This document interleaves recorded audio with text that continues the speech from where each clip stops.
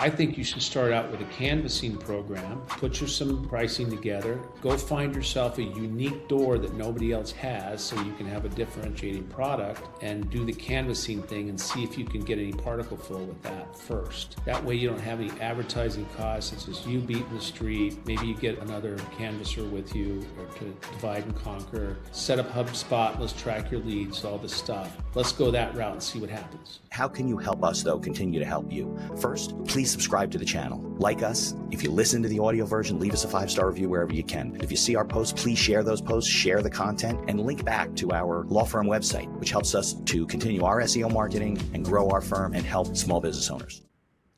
All right, everyone. Welcome back to another episode of the show. I'm Mitch Beinhaker, your host, as always. We have another great guest today. We're going to be talking about, we're talking about HVAC and HVAC businesses and batteries and generators and all kinds of fun stuff. So if you're tuning in for the first time or you're a regular listener, please leave us the 5-star review whenever you can. We're trying to move more and more people over to the video side of the show. So if you can get over to YouTube, subscribe to the show, like us, share us, keep us connecting with people like Ken. I always remind everybody that these episodes are for entertainment purposes only. It's not a guarantee of success or advice of any kind. And if you're listening to something that we discuss on the show, always consult with local licensed professionals in your area before making any decisions. So, Ken, thanks for joining me on the show. Where are you located? I didn't even ask you that when we were off the microphone. Well, today I'm in Scottsdale, Arizona. Nice. So my daughter, I think I told you this, my daughter goes to the University of Arizona in Tucson. And next Friday I'll be there. It's Dad's sorority weekend. Oh, wow. Yeah. So I'm flying through Dallas. I'm not going through Phoenix this time. So it's a very close connection. So sometimes you're in Phoenix, you miss the connection, and it's crazy. So we're doing it through Dallas. What's the weather like? I hear you guys got like storms coming through there soon. Yeah, it's a little cloudy today, but otherwise it's been perfect weather. This time of year is incredible. Yeah, because it's not like 112 degrees like when we moved around. Yeah. It's crazy. It's actually perfect. This is a great time of year for Phoenix and Tucson. Nice. And then where's your other location? Well, I'm a native Las Vegan. I'm born and raised in Las Vegas, and that's where I guess my prime residence is. Home basis. Vegas. We spend a lot of time out here in Scottsdale, and the main reason is because one of my businesses that I built and recently sold was based here in Phoenix.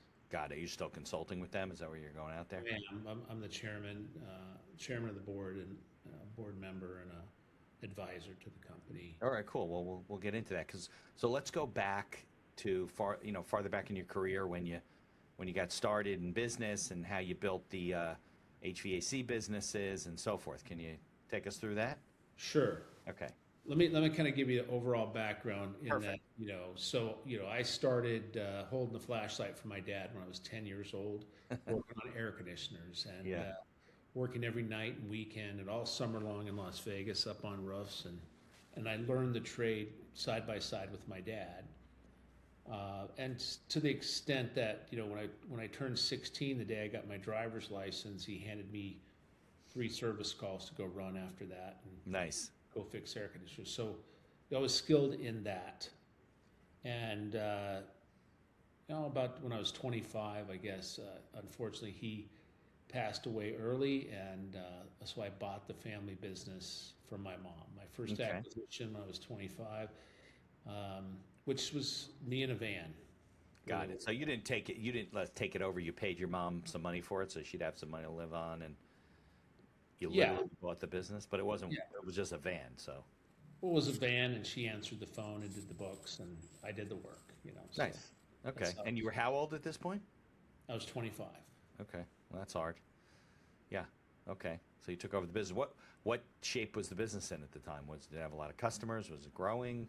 Or was it like you're taking over a business that wasn't in good shape? It was a mom and pop business. I remember as soon as my dad passed and I bought the business, I said, well, is there any record of the customers? So my mom handed me this little tin box, right, with 3x5 white cards in it that they hand wrote the details of every customer on. Right. Well, that's what we did in those days, right? I mean, you have like an electronic database. Right. And so I had 115 customers. Okay. because I remember that because I sent a letter to all the customers letting them know that my dad had passed and that I'm you know, taking the torch from here and I'll Got be it. taking care of them if they need them. And these were regular customers, like there were service calls and things like that, right? They weren't like Right. old customers. Okay. Yeah. All right. So you People- had a base to start with a little bit. a little bit, yeah. Okay. All right. So what do you do day one? Well, so I go out. My dad wanted to, my dad always kept it small, right? It was him and I, or maybe we had some helpers here and there, Right. part time. But he wanted to keep it small, and he always said, I don't. As soon as you start dealing with employees, that's when all the problems come. He just didn't want to have employees and such. But Yeah. I kind of took it. I'm like, well, if I'm going to own a business, I'm going to be an entrepreneur, and I'm going Right. to have employees, and I'm going to have dress in cool, expensive clothes and put my feet up on the desk, smoke the big cigar, and the whole Yeah. deal, right? If Right. I'm gonna, have my own Yeah, business. you don't want to be sticking your head inside air conditioners anymore if you own a Right. company, right?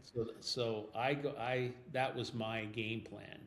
Okay. And so I immediately went out and started hiring people and growing the business. I was skilled at it. I could solve problems that most people couldn't solve. I could sell. But what I didn't understand, and I think most people who start their business don't understand this, is that I didn't know the business of the business. I didn't know business at all. Right. And nor did I understand that you needed to know. Yeah, it something. wasn't just fixing air conditioners, right? Yeah, and it's a lot more than giving a price to a customer, having to sign a piece of paper, and then collecting a check and putting it in the bank. There's a lot more to it, right? Yeah. And so I did pretty well. First year or so, I got it built up about 30 employees, and going to year 2, and then I show up at the office one day, and a guy standing out front, and he said, "I'm from the IRS, and I'm here to talk about your back payroll taxes." You're like, what? And I was like, "Well, what's payroll tax?" Right, of course. You I never didn't had even- employees before, right? And he goes, "Well, we're going to show you what payroll taxes are." And they got very aggressive. Ended up coming down one day and picking up some vans and garnishing bank accounts and disrupting the whole operation. Well, you said payroll tax. This must have been the state then, No, right? it was Fed. It was Fed? yeah. You know, payroll tax is the Fed? Okay. I Yeah. thought that's state. Okay. Yeah. But your mom didn't know her because he never had employees, so she probably never dealt with this stuff. Well, by that time, I mean, the story gets pretty wild. But by that time, I had to fire my mom because she was very reluctant to growth, and she was she wasn't supporting it, and so Right. I had So you to, had to go break ties. yeah. Right. So but the payroll taxes were from the people you'd hired, right? You'd hired 30 people, probably in office, some out in the field, right? Different things. Mm-hmm. You weren't paying any payroll taxes. Yeah. That's a problem. Okay. I'll never forget the day that happened, and they come with their guns and badges and tow trucks, and they tow the stuff away, and I'd bounced everybody's paychecks. Everybody's there demanding their paychecks, but they had taken all the money, and They wouldn't do a deal with you? They wouldn't make a payment arrangement? No? no, that was kind of back in the '80s when they were really aggressive. Yeah. They were overreaching. They didn't care. We're going to take whatever you have. We don't Yeah. care. Slash and burn. Yeah. And so then I still owed them some money, so I had 2 guys stick with me Okay. Out of the 30? out of the 32. Okay. One guy was Vince. His name was Vince, and he was a Vietnam vet, and he represented that he had some medicine he had to take every day in his van that Okay. would help him from some condition that happened in Vietnam, which turned out to be heroin, I guess. Okay. Little syringes rolling around in his van, Okay. and I had a technician that was he was a little person. Okay. He was a little person tech, right? So those were the only 2 people who stuck, probably because they would find it hard to get a job somewhere. Yeah, they had nowhere else to go, right? Yeah, and so it was me and Vince and the little guy. Okay. So you got a core team here. Yeah, we went out and we went to work. But in the meantime, a friend of mine had given me this book called The E-Myth. Yeah. The E-Myth Revisited by Michael Gerber. Yep. Gerber. Yep. So he gave me that book, and I was very intrigued at first sight because the cover said why most small businesses don't work and what to do about it. Yeah. Which I'm thinking, wow, this is, Great book. yeah, He's a brilliant guy. sounds like I'm at the right place at the right time with this book, right? Yeah. And so after the IRS came in that day, I sat in the office till, I don't know, midnight maybe. I read the whole thing. And it just resonated with me that, a business is a system. Yeah. It's not the work of the business. It's not the work that we do. It is a system that delivers, that teaches your team how to deliver the product and service to your customers in an effective, efficient, and profitable manner.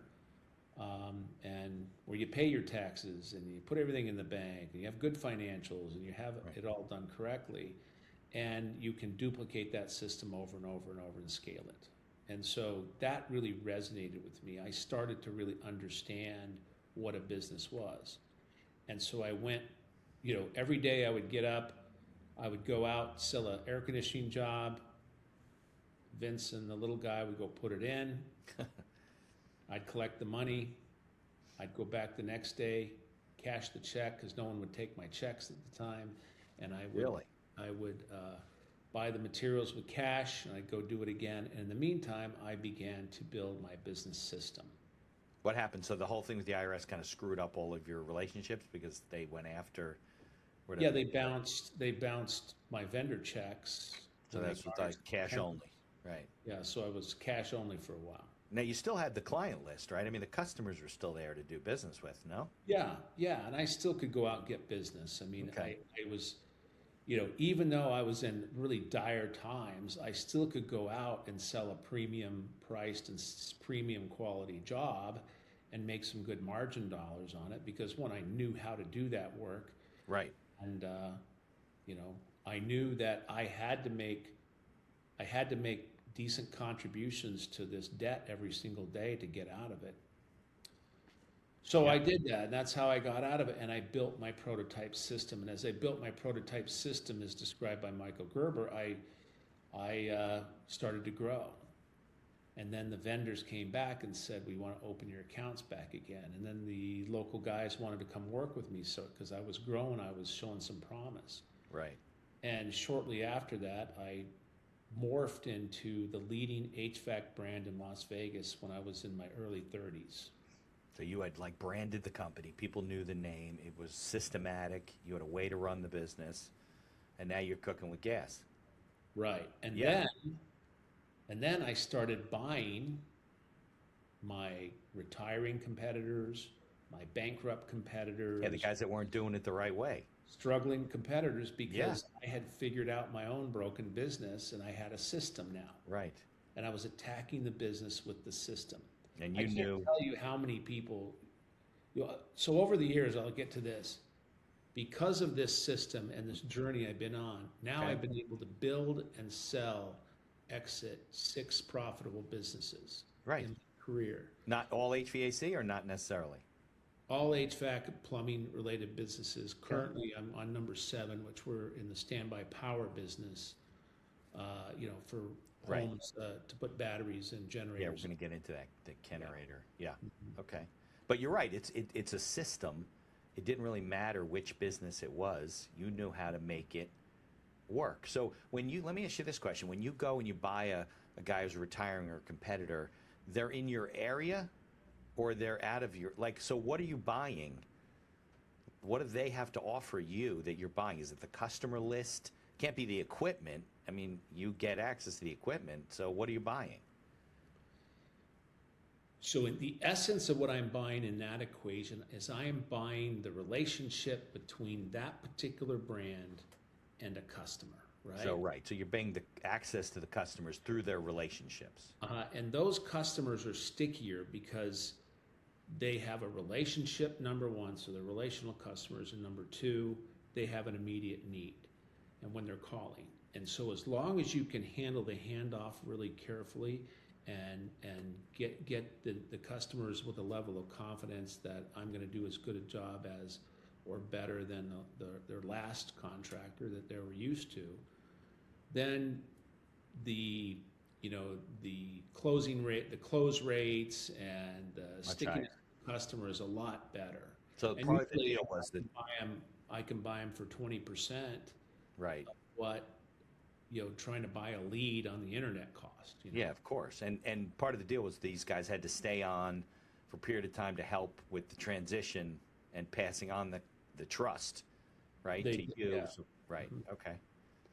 And so I started buying those businesses. I bought businesses that were shut down. Maybe these businesses were 40 years old, shut down for a year, and I was able to get their telephone number and port that to our numbers, provide a script to my team on how to answer that particular line.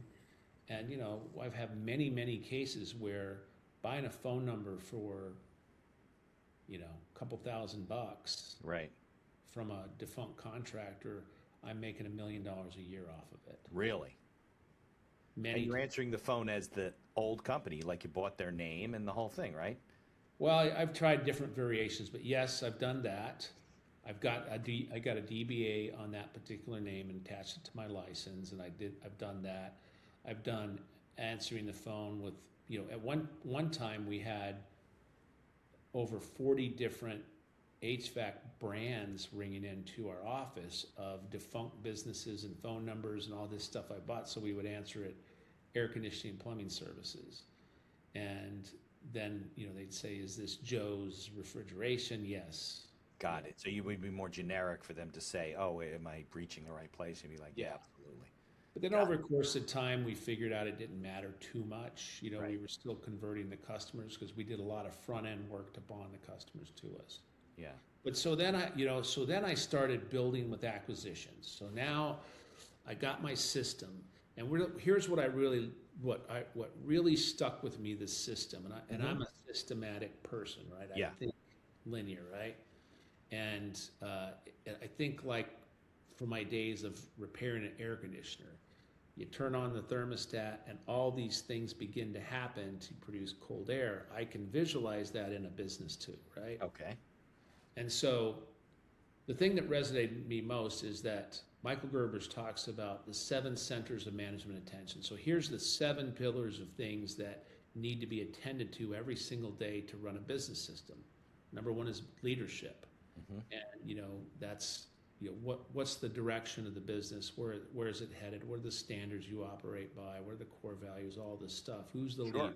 Right. Number 2, management, and that's managing people.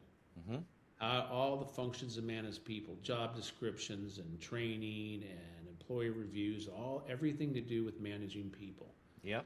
Money, obviously, that's the finance side of the business, all things money, including payroll taxes, for instance. Marketing, and when I say marketing, it's not advertising, it's not sending out a Google ad, it's marketing. What is your brand? Right. What's the colors? What's the brand message? What is it trying to say to the public? Is it attracting your customers correctly? The marketing, who you are piece. Okay. How you show up type of thing. Okay. Yeah. And then the 3 fundamentals that every business has to have in place first. Lead generation. I go out and I find a lead. Lead conversion. I sell the lead. Right. And client fulfillment. I do the work. Yeah, that's all business development, basically. Yeah. Right. If you think about that, out of seven centers, doing the work or client fulfillment is 1/7 or 15%. It's only 15% of the total equation. Right. Right. That's just the end. That's the result of all the stuff you did before. Yeah. Yeah. And people come to me all the time in the industry. I mean, I have a good reputation in HVAC, and so they track me down all the time when I ask questions. And a lot of guys will start out and say, hey, Ken, I just put in my 2 weeks notice at my HVAC company I work for. I just bought a new van. I'm ready to go and start my business. You got any words of advice for me? And every time I say this, go back to your boss and beg for your job back, your day job. Number 1.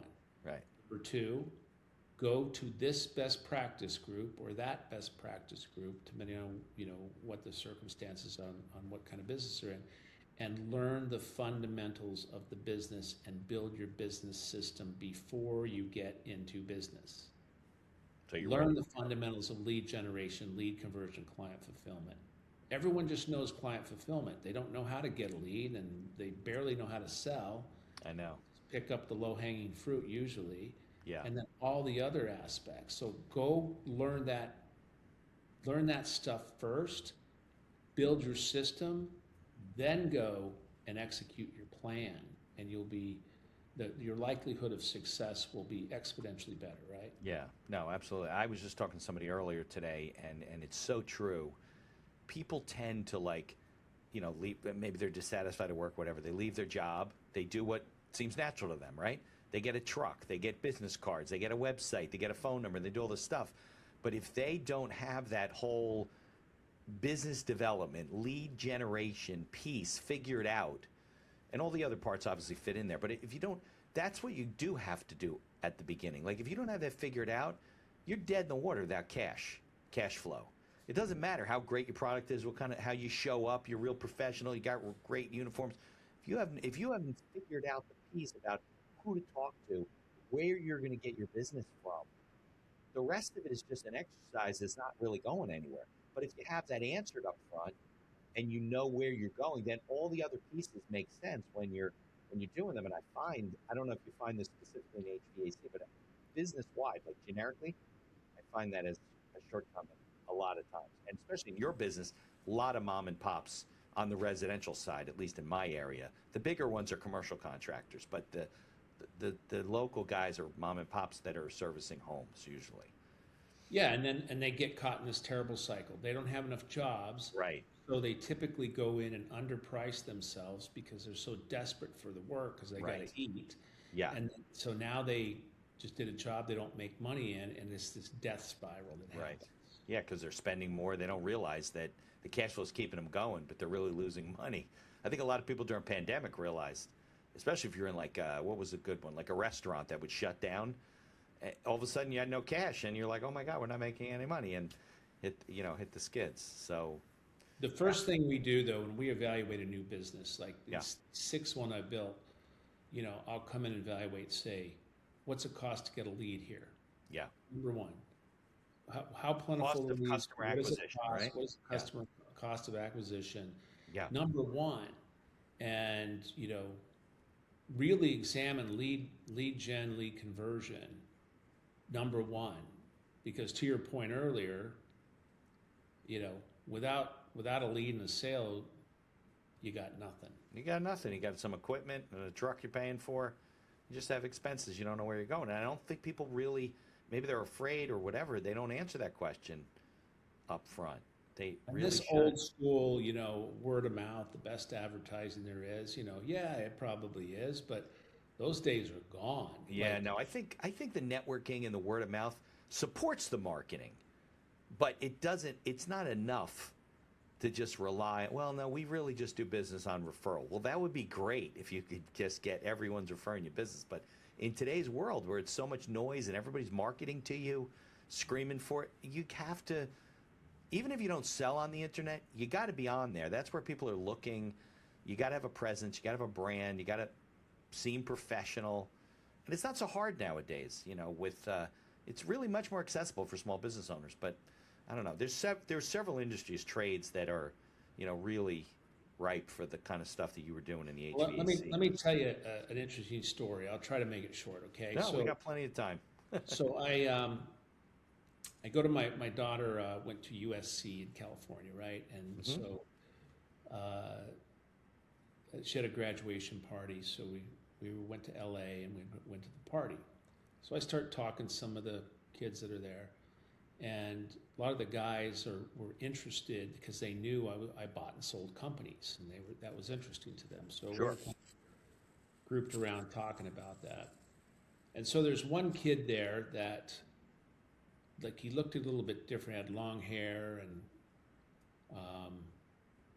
didn't look as polished as the other USC guys. I said, well, his name's Max. I said, hey, Max, so what do you do, Max? He goes, I went to Ohio. I just graduated from Ohio State, And so I came to LA because I wanted to be in the music business. So that's how I know your daughter, which my daughter's in the music business. Okay. And but I got laid off during COVID.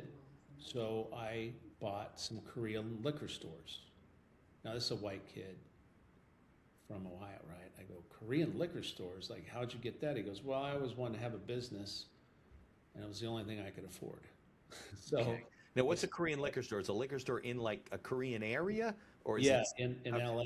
in like Koreatown or whatever? Yeah. Okay, got it. We call it K-Town in New York. Okay, I got it. So it's not specifically Korean liquor. It's a liquor store No, in it's the a Korean liquor area. store. Yeah. Okay. Yeah, right. Okay. All right, so I go, well, how's it going? He goes, it's going good, I mean, they had inventory that was 20 years old. I cleared all that out. I asked the customers, what kind of stuff you want me to bring in. And I cleaned the stores. I put a point of sale system in. It's working good. And he says, I'm putting it up for sale soon. So long story short, so I'm thinking, well, this kid's got a little moxie. He was 25. Yeah. Okay. He's got a little moxie buying some Korean liquor stores, right? And I said, well, what are you going to do next? He goes, well, I was going to ask you what I should do next. And I said, well, look, I've been a home service guy. Home service is very hot for private equity, and so you got a good exit.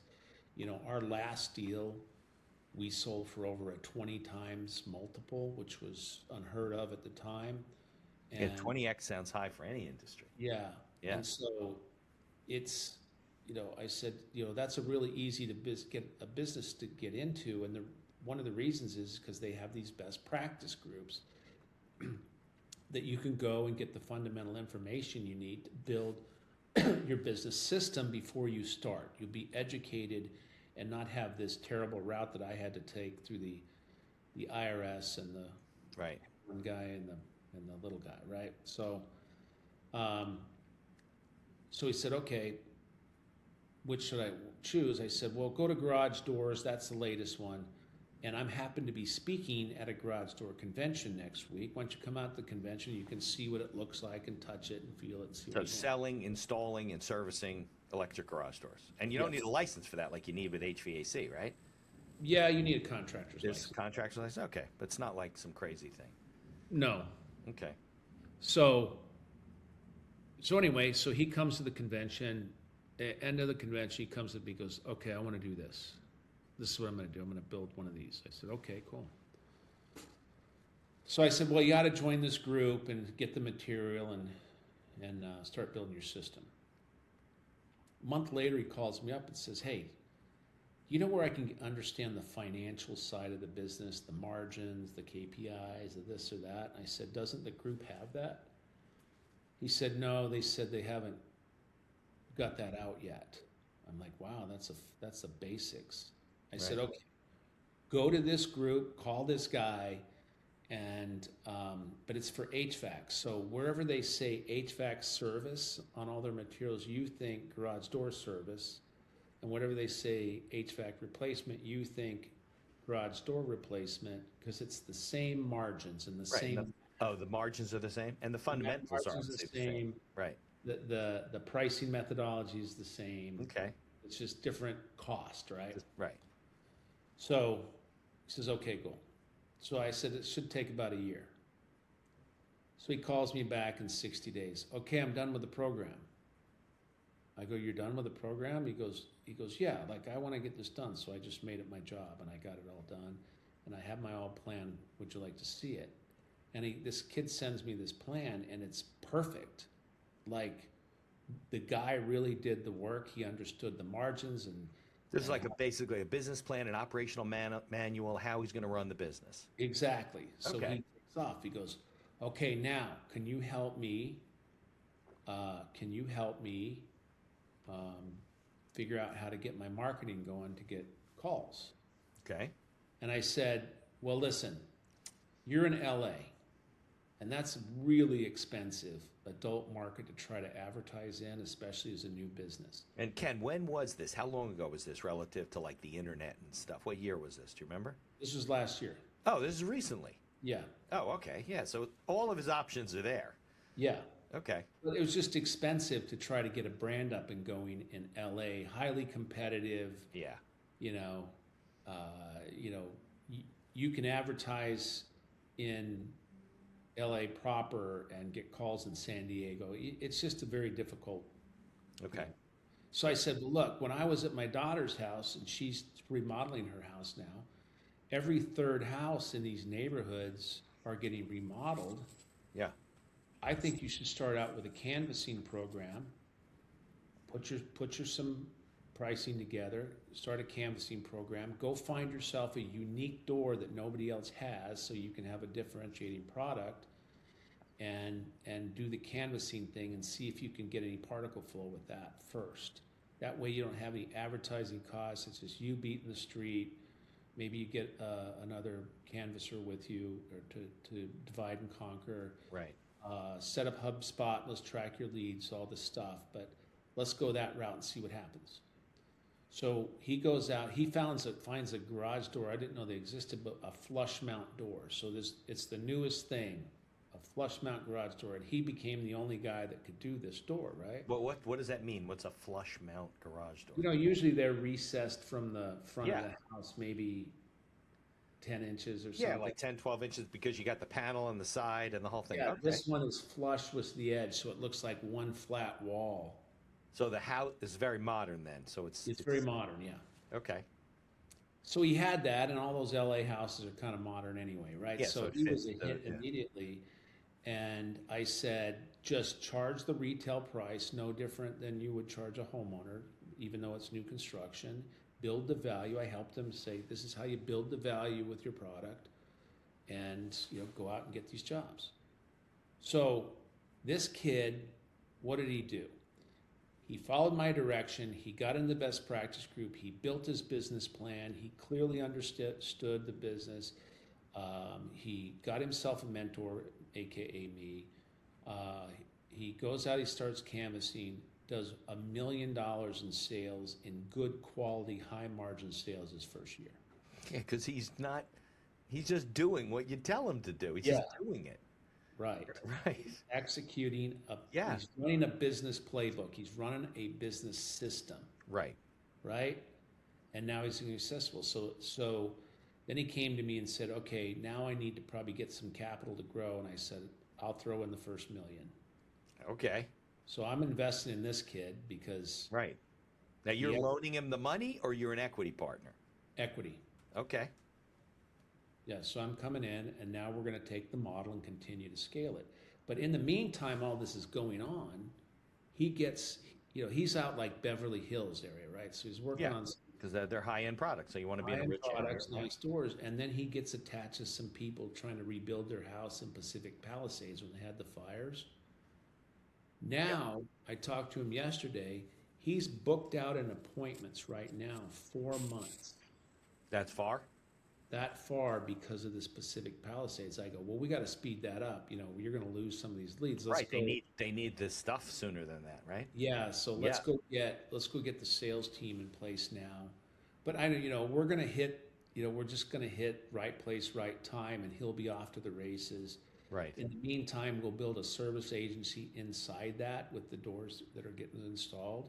Yeah. And then we'll duplicate the process in other cities. We'll scale it and we'll sell it. Right, but he has you as a mentor, and he doesn't question anything. He just does it. Yeah. Right? He doesn't say, oh, maybe this won't work. This is going to be hard. He just doesn't think about that part. Yeah. It's people I've met like that. It's like Rich Dad, Poor Dad. You know that book?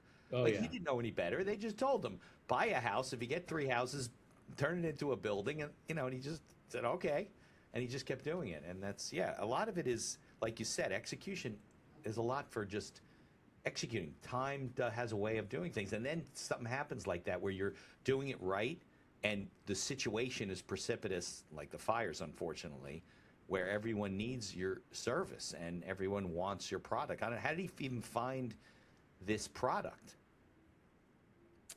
He just started going on the internet looking for stuff, and then I said, once he found this door, I said, well, that's interesting. I said, go look at these houses that are being built, right? Yeah. And the architect usually has like a little sign in front.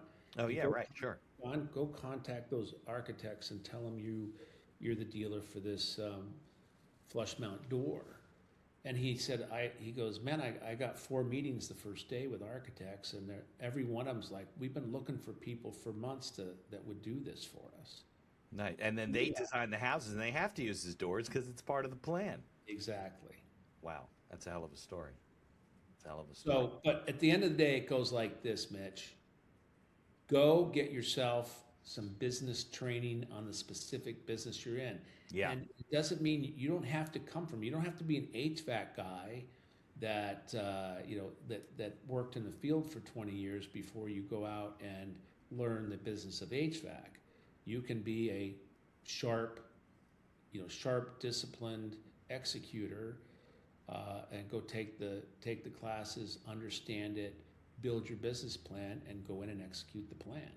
Yeah, The world is obviously the world's changing, but they call it the silver tsunami, which is all the baby boomers, us baby boomers, or me anyway, right. We're headed into our golden years, and we own all the businesses. Yeah. And so many of us don't know how to exit the business. It's been a lifestyle business for years. Right. They don't even think about that, and it's hard to turn that around. And they just shut them down. And so an opportunity for a young, I kind of visualize young, late 20-year-old, early 30-year-olds who want to really do something and make their fortune. Go find some businesses, go find the best practice group, get your fundamentals in place, get your business plan in place, get your tech stack ready, get all ready, go do the acquisition. Most of the deals you get, the owners will finance for you for little they or weren't no. going to get anything anyway. Yeah. You know how many companies and get a business and get a mom and pop business, get a glass repair business, get a plumbing business, a water quality business, these boring businesses where well executed business models, they can print money. Maybe you're getting your calendaring from one software and you're invoicing from another. Evenue is a platform that we use as one of our sponsors to run our entire business. And there's other features like auto payments and integrations with QuickBooks. Visit evenue.com, EVONUE.com to learn more. There's also a link in the show notes. And be sure to tell them that the Accidental Entrepreneur referred you. This podcast is brought to you by our affiliate sponsor, iEmployee. iEmployee is a virtual assistant service that hires almost anyone for any role in your company right out of the Philippines. Most roles range from $7 to $9 an hour for highly skilled and experienced VAs. And whether you need an executive assistant, social media manager, video editor, customer service, sales, you name it, they have it. We use iEmployee for our VA services, from editing and promoting the podcast to all the PR and promotion of our law firm. iEmployee acts as a virtual field supervisor on the back end with live video monitoring and reports on a daily basis with screenshots of your VA's workday, and along with complete HR and payroll duties. No more paying for overpriced and underqualified workers. There's a link in the show notes to get a 1-week free trial, and I encourage you to take advantage of it. Yeah, no, absolutely. I think there's a lot of money to be made in trades. It's not like, look, we're always going to have electricity in our house. We're going to need air conditioning and plumbing. Maybe the way we do it is different. Maybe AI allows you to lay out the house better. I don't know, whatever it is, but we're human beings, so we're always going to need those kind of services. And I think that if people are just following the steps. I'll never forget the day I called my mom when I first started business, and I said, Mom, I did $10,000 this month. Right. I said, you know how well I can live on $10,000? Right, yeah. And she said, well, that's gross. So right. You got expenses. So, but it sounds good. So keep going though. Keep going. Right. And, now we do $1 million a day. Yeah, really. Mm-hmm. Yeah, it's crazy. Do you think there's other industries that are kind of ripe for this kind of an approach where there's just like a lot of mom and pops and they can probably be run better and grown and things like that outside of HVAC? Yeah, I think all of them, right? All of them. You want to find some niches that you believe you can scale, right? that you can duplicate. That you want to find some niches that are, manager managed, not, the professional is not in the house. Like a lot of guys have done really well buying dental practices and keeping the dentist in place because it's a professional corporation. They need to keep the doctor in place, but then putting some good business fundamentals to the dental practice and, double, triple, quadrupling the business and then selling it. Yeah. No, there's definitely opportunities for roll-ups, things like that. It is funny though, you go in a dentist office that was kind of mom and pop operated for years, then all of a sudden you get in there and, now they're trying to sell you the latest, greatest toothpaste and mouthwash and whitening thing and upsell you all the time. It is interesting. Yeah, but I mean, they never really did that. You can do that nowadays if you're creative enough, I think. So I had a friend of mine who his dad was in the specialty glue business, right? And he asked me about that when I said, I don't know, man, that sounds like a really niche-y. I don't know about that. Like marine adhesives and stuff like that, like aerospace, weird stuff. Let me make a concoction that can, withstand Martians. Like how many people are going to be buying that, right? But anyway, so the kid bought it from his dad. Okay. And then next thing you know, it gets a bunch of NASA contracts. Oh. And next thing, now 3M's knocking at his door. Because it's cheaper for them to buy him. Yeah, he already has the infrastructure in place. Right. Yeah. There's another great book. I recommend the E-Myth, but there's another great book called Built to Sell. Yeah, I know Built to Sell.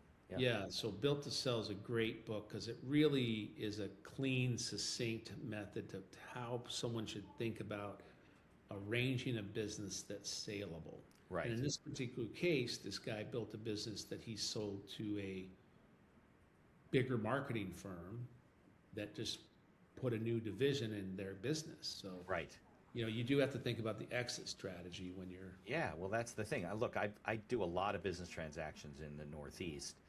And we've had companies come to us that are just shutting down. Like you said, they're older, they're shutting. And I'm like, listen, I think we can make something out of this. Like, we can get a business broker. There are people looking to buy businesses, and don't walk away from, everything. Now, if they had gone your route, right, they might have gotten 5 or 6-fold of what they got when we sold the business, because the people that are buying it at a discount because it wasn't equipped and it wasn't ready. Prepared to be sold, it wasn't built to sell. So, but at least we salvage some money for the people that are just basically walking away and turning the lights off, and it's just unfortunate. I think there's a lot of people that could, I think the word you used before is lifestyle, right? It's just a lifestyle business for them to live, and they're not using any formal operating procedures, and it's got tribal knowledge, people that've been there forever know how to do it, and they're probably doing a lot of the work themselves, which is not the E-Myth. The E-Myth is you shouldn't be doing the $20 an hour work. It doesn't work that way, and you get old real fast doing it that way. But some people do, and they can't let go, and I can just do it better myself, just easier. No, it's not. Yeah. By the way, another great business I fell into with all this is like these phone numbers. I tell you about the phone numbers, right? I buy a phone number of a defunct business and I do $1 million in sales first year off of that phone number, right? So in one particular case, there was a company that did new construction, HVAC and plumbing. So these were all HVAC companies that had defunct phone numbers. Yeah. They were out of business. Got it. Yeah. And so these guys installed it into new homes, right? And so they went bankrupt. As soon as they went bankrupt that day, I put it in my calendar for 1 year from that day to call the phone company and try to get that phone number. Because in a commercial number, the FTC says you have to keep the phone number dormant for a year, 1 year for the old owner to catch up and resurrect his business. That's what it is. So the phone company can't resell the number for a year. Yeah. Okay. So I put it, a year minus a couple days, and then I started having my assistant call the phone company. And she'd come back and they'd say, oh, it's not ready. I said, call again and see if you can get a different operator. Call again, call again. So somebody says yes. Until she finally got it, right? It cost like $17 to transfer it. So they transferred the phone number into my office. And I had a non-compete at the time because I had sold another HVAC company in that area. Okay. And so I just let it ring because I was going to use that number for a business I was working on, my last HVAC business. I was working on doing that, but I had to wait until my non-compete ended. So I got this number, right? And it's ringing all day long. And you can't answer it? Well, I could answer it, but I eventually did, but I wasn't answering because I couldn't run any calls. So finally one day I'm like, what is the ringing? So I pick up the phone and a guy says, hey, my garbage disposal is not working. And I looked under my sink and your phone number and your stickers on the garbage disposal, can you come out and replace it? I said, sure. I said, let me get your address, blah, blah, blah. What's a good Now, time? had you done that work already? I mean, garbage disposal, does that fall within your... Yeah, we had plumbing businesses, but I couldn't actually do the work because I had a non-compete. Right. So I called my buddy and I said, hey, here's a call for you. And so then I got this idea. And what I found out was it was a new construction company, but they stickered the whole house. The garbage disposal, the water heaters, the air conditioners, the toilets, everything in the house, the electrical boxes were all stickered with their phone number. And so that's why I was getting so many calls because of these stickers, their thermostat. And so then I went to 4 contractors, said, you guys pay me $5,000 each ahead of time, and I will sell you these leads for $250 a piece. Okay? These are bona fide. I got a water heater flooding my garage. I got an air conditioner out, good solid leads, $250 a piece, prepaid. Okay. And so they signed up. I had an answering service dealt them out. And but that wasn't a violation of your non-compete, assisting another business to... No, I got clearance on that particular issue with them. Okay. But they actually bought some of the leads. Oh, that's funny. Yeah. Okay. So it was really a lead generation company at that point. It was, yeah. So anyway, I was making $40,000 a month. Just from that number? Yeah, just from that one phone number and me selling those leads and the answering service handling it all. And you're not making money on the jobs. They're just paying you for the leads. Yes. That's a lot of leads. It's a lot of leads. It was a great business. And that's like 40,000, then when 160 leads a month. Yep. And then when I lived out my non-compete and I started my new business, I just turned that phone number into the main phone number of the new business. And the phone was still ringing. Still ringing, and we got out in front of the business fast then. But there's all kinds of ways to be opportunistic and make money off of, these companies that are going to shut down, right? Or went bankrupt, shut down, whatever. There's a lot of money in these phone numbers, these URLs, these websites. Mm-hmm. You do that too? You buy websites, you buy URLs? Everything, yeah. Got it. I bought a business one time in Sacramento, and it was in 2009 when the Great Recession happened, right? Mm-hmm. And it was a residential new construction company, so they were really affected. It was a HVAC company. Yeah. And so I said, okay, here's the deal. You change your company name to something else because the contractors don't care. I'm going to use your name for a retail brand name. I'm going to buy your URL, your phone number, your database, and your company name. Okay. $4 million. That's what you paid? I closed the deal with a zip drive. I got a zip drive. That's what I got. So for $4 million? Yeah. Okay. In the meantime, during due diligence, I hired a team. I got the team trained with my process. I brought in 20 vans. I got all that ready. I got my office laid out. Yeah. And we went into business ready to go first day. We paid back the $14 million in 18 months. I mean, the 4 million in 4 million. 18 months. Yeah. And, we built a $25 million business overnight with that database. But this company had over 600,000 thermostats with their name on it all through Northern California. That was in the zip drive. Yeah. Yeah. No, I'll see you learn. Now, do you do any coaching and mentoring now of other like younger guys and helping them? I know you helped the one guy with the garage door business, but do you do a lot of that mentoring and coaching? I do. I don't necessarily do it for pay, but Do it to help. lots of guys who find me over the every week, every month, and I'll give them some of my time. And then if we get into something more serious, then I'll decide whether I want to invest or not. Yeah, because I think there's a business there for creating an academy that teaches trades how to build their business properly and build their systems and systematize it and help these guys be more successful. Not for free, you know. Yeah, I'm a regular speaker in the trades. I just did a whole event this past week in Las Vegas. But it's more kind of my giving back. Like a pay it forward type of thing. Yeah, I've been very successful over the years, and Yeah, sounds built like. and sold 6 businesses, and Yeah. but it's my way of giving back. But I'm happy to help. And really, what my message is about is to all of us struggling entrepreneurs, right? Struggling business people who, the best thing that could have happened to me is I didn't pay my payroll taxes, and I got shocked immediately on indoctrinated into what a business was, and I had to do what I did. I had to learn it, which most people just don't get that opportunity, we'll call it. They just don't die a slow, agonizing death, in business. Yeah.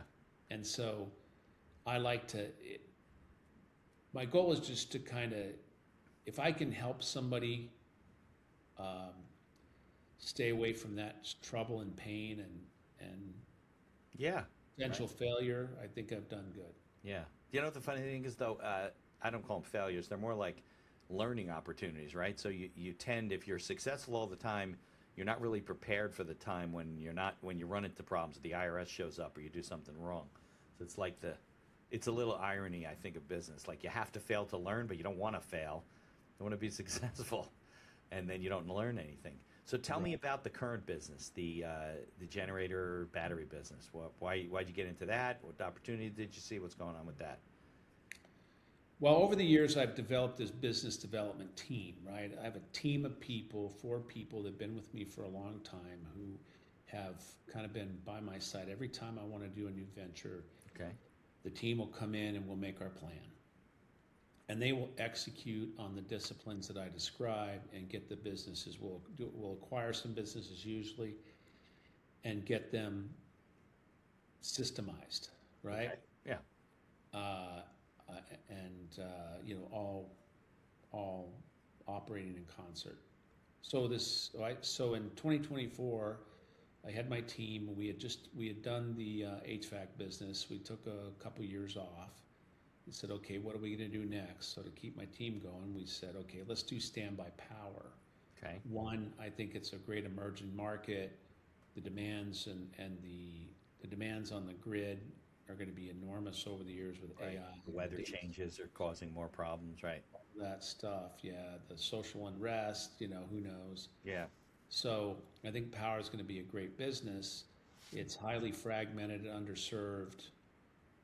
And I'm going to hedge my bet, and we're going to start in Hurricane Alley. So here's Hurricane Alley. Start picking some locations that we can have, in there, throughout there. So we know we got the storms to rely on to perfect our machine. Where's Hurricane Alley? Down towards Florida, that area? Where's Hurricane Alley? Well, it goes across Texas. Okay. Texas, all south, right through there, and to the east, southeast and east. Got it. So we bought our first one in Dallas. Then we went to Houston. Then we went to Tampa, and then we went to South Carolina. So now we got a nice, right down the center of Hurricane Alley. We got Right. covered, and we're going to continue to build upon that. So these are businesses that you acquired and brought them under your label, under your brand, and That's now they're correct. branded in these 5 locations or whatever it is. Right, and we came up with a brand concept and brand story and all that. We call it Kennerator, Okay. because when I was a kid, I used to help my dad work on generators, and every time we get one started, he'd high five me and call me the Kennerator. So, That brings it a circle, right? yeah, Kennerator generators. Okay. Plus, it's easy to remember. Yeah, and you're Ken, so that's good.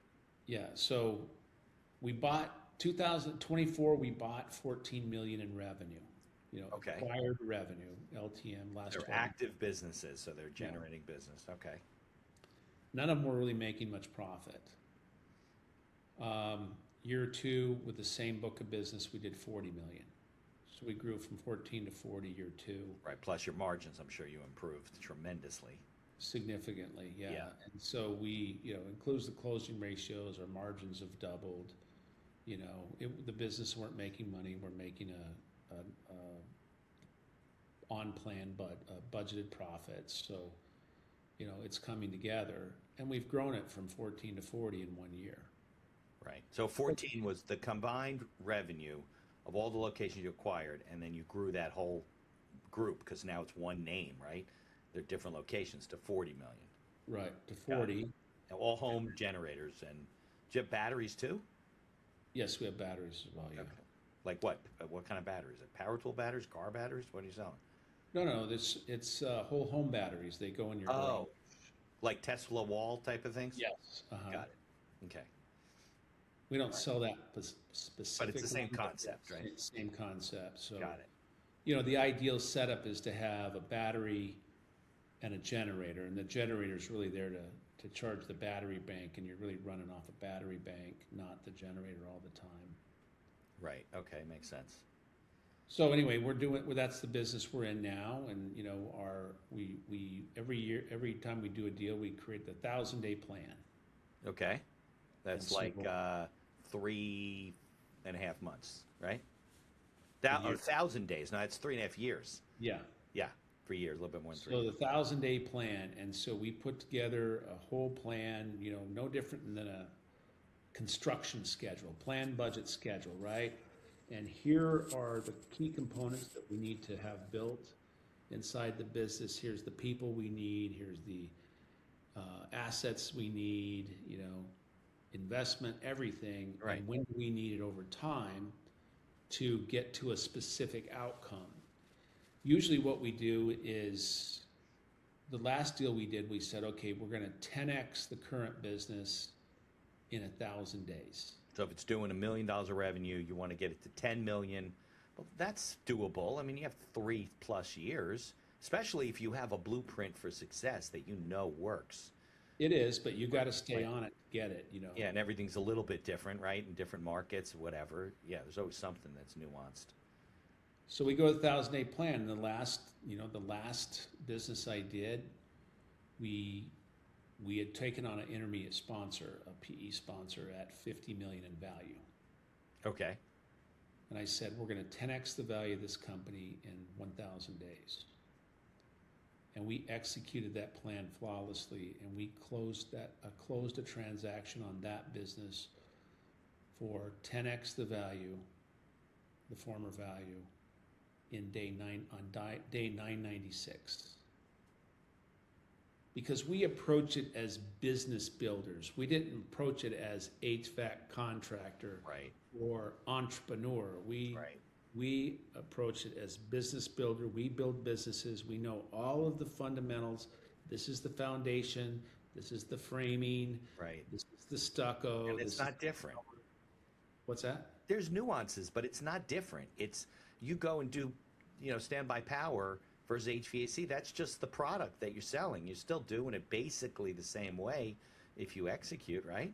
So the PE, the Here's PE, how I get leads. Here's how I close the leads. Here's how I get the work Right. done. So what's the goal? To build up that to a certain number of locations and brand it and then sell it to private equity or something like that? Yeah, we essentially have our own private equity shop, but we're operators. We're actually very hands-on. Right, but you're in the acquisition phase. Yeah, the typical private equity guys, they look for founders to partner with. Right, because they don't want to bring in you guys are the turnaround guys too. You come in, you buy the business, you turn it around, and then now you ever thought of like franchising this type of a business? Or is it not really it doesn't really fit with the blueprint that you use? Well, back to what you said earlier about mentoring or having classes or having a group, that's where I get the most demand. I have a lot of guys that come to me and say, or men and women both, say, can you teach me that? Everything that I just described, can you? And, they've offered me some pretty generous money to I'm do sure. Yeah. But, I haven't done it. I mean, look, Ken, I've worked with thousands of business owners. I have, interviewed, I don't know what, we're up to 400 plus people on the show. I have met some very successful people in business, but very, very few, you're not the only one, but a handful of guys that have figured out what they're doing will pretty much work in any business that they do, right? There's a lot of people that are successful the first time, and then they struggle because they don't have, like you said, a systematic approach to why they were successful. And that it's like a science to you. So yeah, there's nuances and there's probably stumps along the way, but in a lot of cases it gets there sooner than you're prepared because you're getting better at it. I mean, I just think there's a lot to be said for, and I'm not suggesting like you should go into this and start charging people all kinds of money if you don't want to do it. But I'm saying that out of the thousands of people that I've met, plenty of which have been successful, but have struggled later on, the way you approach things, and maybe it's the way your mind works, maybe it's the discipline you have, or whatever it is, you have figured out a systematic approach that works in 99% of the situations. I'm not saying you'd go into any business. There's business you wouldn't attract you. But I think if people used your fundamentals, 90% of the time, they will be successful. Will they be as successful as you? Maybe not. But they'll be a lot more successful than they're being now. I think there's a lot to be said for that. Or at least a book. There's got to be something in there. Right? I just recently, I've been coaching a friend of mine who's a personal injury attorney. Yeah. Okay? And when I started coaching him, he was about $8 million in billings. Not bad, right? That's a lot. The PI guys can make good money. So 3 years later, he's at 37. Wow. I guess he has not just him then. He definitely has more attorneys. He does. Has his son. He has his two sons, and he has a whole team now. But again, it was what I opened his mind up to is like, you're too focused on the work. Right. How do we recreate the work so it's a business system? And obviously, you don't want to give a great value to your client and be the best professional you can be. So you need to put your spin on it, and you need to have some touch points with every case to make sure that they know you care and that you're a part of it, and you're just overseeing it. But how do we duplicate you to grow this business? And ironically, one of the first things that we did was we fixed his brand, his marketing, his whole brand concept, and the lead gen. Right. And it wasn't the cheesy, it was completely opposite all the cheesy that you see out there, right? That you see, yeah. It was, it trumped all of those guys. Then we put a sales system in place. Then we had an org chart. Right. We got Trainial. Trainial is where you put all your, it's an LMS, learning management system, where you put all your SOPs, your standard processes in, and you can train your people with them. And that's how you duplicate and scale, right? Because they have a track to run on. I think that's one of the challenges. And listen, I faced it too, because I used to have a bigger firm. I broke it up. I've been on my own. It's a big challenge for professionals who their clients rely on their services to be able to scale like that, it definitely is a challenge, because I'm at the same kind of crossroads. Do I bring in a young associate? I got to find this person. I'm in a co-working space, so then I got to get more space, and I got to do that. And I'm crossing those rivers too, because talking about the legal side of it, like I've done over 260 acquisitions in my career, right? And so I found this attorney who is a really good tactician, by APA, buy-sell agreement kind of he's a business attorney like me. He helps you with the acquisition, does the legal side, the documents, the whole thing, right? So we created a boilerplate document Process, right? and LOI. And my process is like every LOI, we finally got to this place. Every LOI, I gave people three choices. One, a pretty cheap, all cash price, see you later, out the door, I'll never call you again. Okay, number one. Number two, I usually put number two, the deal that I really wanted to do, which was a variation of things. Right. But the one I want to do is in the middle because most people pick the middle. Right. But it usually went like, I'll give you 50,000 down and 8% of the revenue off the top of this business for the next 24 months, monthly paid. Right. So you get to it gets some upside. It reduces your risk, right? And you so it's kind of owner carry, or then just a basic 50 grand down. You carry the rest for 36 months, no interest, right? Yeah. And so I would do the 3 LOI model. Right. They always pick the middle, which is the one I wanted. Right. And then my form agreement, you check some boxes. This is how the payment works, and Yeah, because you're a systems guy. You don't want to go out and negotiate every deal from the beginning. Yeah. I've never seen a standard LOI. I mean, I have a standard LOI, right, that I use, but if some guy comes in with an LOI, every single time they're different. They look different. They're laid out different. The order in which things are different, because they're not thinking system. You're like, I don't need to waste my time with 42 options. I'll give them 3. He'll choose one. We'll do it that way and I'm sure your APA is pretty standard too, right? Your guy can turn those around pretty quickly. Not a lot of legal time, negotiating it back and forth, We're extremely efficient. And by the way, go back to built to sell. Like a guy like you who's in this business, that's your playbook. You take the built to sell playbook, you build your system for buying and selling businesses, and then you go sell that packaged up business to a competitor or a regional one day. You're selling the system. Yeah, absolutely. Absolutely. I also you ever read that book, Who Not How? It's kind of like a you ever heard of strategic coach, Dan Sullivan?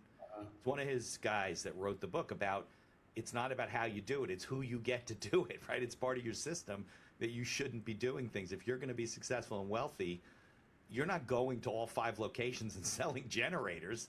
That's absurd. You're running the business, and the people are selling the generators. So yeah, I'm actually very proud that I've never been into any one of the. I'm very proud I've never been into one of the generator shops I own. Never been there. Never been there. Even since you acquired them, so you didn't go first time checking. So it didn't even matter, what the shop was, what it looked like. I mean, I guess nobody really. How does it work? If the shop, if I buy a generator, do I go to the location, or is it all visit? No, we come to you, but these are mom and pop businesses. They're usually, the shops are inadequate, dirty. You don't want customers going there anyway, so it doesn't. No, I know. It doesn't matter what it's looked like because I know we're going to move into a nice new facility and get the office space correctly so we can work and execute. Right, but you're not doing that. You said you have a team that goes out. Yeah. And takes care of all that stuff at this point in your career, right? Yeah, that's why I don't go out. Now, don't get me wrong. In all of the other acquisitions I've done over the years, I always kind of went and more hands-on. Kicked the tires, but no reason to do. You got the people you got the who's. Right. They're all the people that Well, Ken, I can't thank you enough. This has been a great episode. I love having conversations with people and sharing the ideas with other people where you're a real business guy. You're doing it the right way. I try to get people. I can't tell you how many people have called me and said, "I need your help. I got to unwind this lease, and I got equipment. I got to shut the business down." I'm like, "Well, what was your plan? What was your blueprint? They don't have anything. They just started buying stuff and leasing space and I'm like, and it's frustrating. So it's nice to meet somebody who's helping other people and doing it the right way. And I will pull that book off the shelf again, Built to Sell, and reread it and start doing stuff. But definitely want to stay in touch. And I appreciate your time because it's 4 o'clock here. So what is it, 1 o'clock there? It's 2. 2 o'clock, only 2 hours behind. Okay. All right, because you're in Arizona. My daughter is only 2 hours behind because you guys don't change your clocks. I was trying to explain to somebody in Bali yesterday that it's the only state in the United States that don't change their clocks. And my daughter being in Tucson, I'm always mixing up the time. So, all right, but please stay in touch. We will put links in the show notes to your businesses. They can learn. What's the best way for people to connect with you, to learn from you and see what's going on? Are you on LinkedIn? Are you on Facebook? What are you doing? Your website? Well, I have a website, kengoodrich.com. Okay. And if you want to book a call, there's a place where you can pick some times and book a Okay, call. we'll put a link in the show notes. Yeah. Okay. And then, the usual social media stuff. You got LinkedIn and stuff like I have that. a LinkedIn. Okay, good. All right, Ken, have a great weekend, and thanks for, coming on the show. I appreciate it very much. Yeah, thanks for having me. I really enjoyed it. In addition to being a podcast host, I'm also a small business attorney, mostly providing legal services in New York and New Jersey. With over 3 decades of experience, we can handle most transactional issues. So if you're watching the show and you encounter some sort of legal issue, reach out to us and visit our website, beinhakerlaw.com. Thanks for tuning into the show and for continuing to support us.